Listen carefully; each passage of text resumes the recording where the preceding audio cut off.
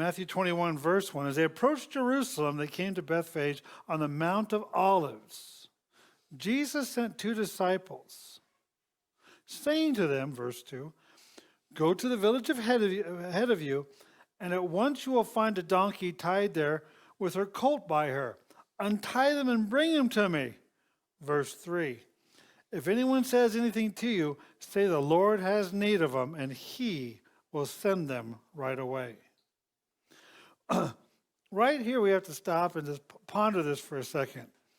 They've been traveling around, they've gone through this way, they've headed over there, they've come back around again, and they're getting there, and he says, go on ahead, you're going to find a donkey tied there.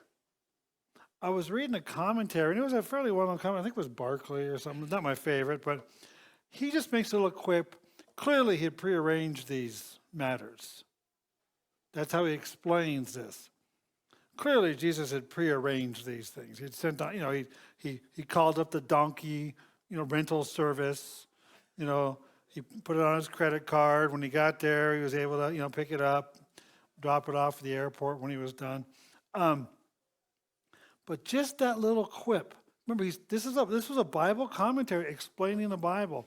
Many of the things he said, I still remember and use in sermons to this day.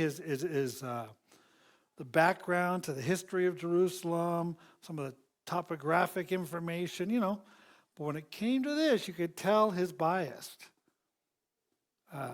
Anything that sounded remotely miraculous clearly was arranged.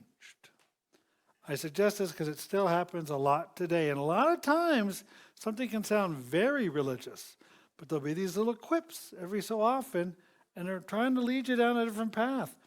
I was watching a documentary one time on the plagues of Egypt and some of those things. I don't know who did it. Maybe one of the History, Discovery, National Geographic. I don't remember back in the day. Maybe there wasn't even those. It was after cable was invented. Yeah, I remember what life was like before cable. Vaguely.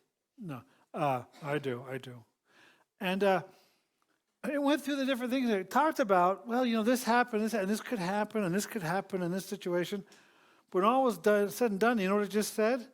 Every one of those miracles wasn't a miracle and could possibly happen if enough circumstances and atmospheric conditions took place.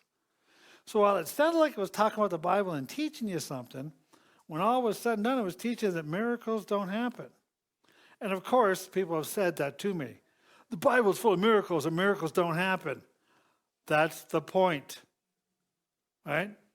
If God and Jesus do stuff that don't happen, can't happen outside the laws of physics and time, that's a great indicator that God's involved. That's the fingerprint of God.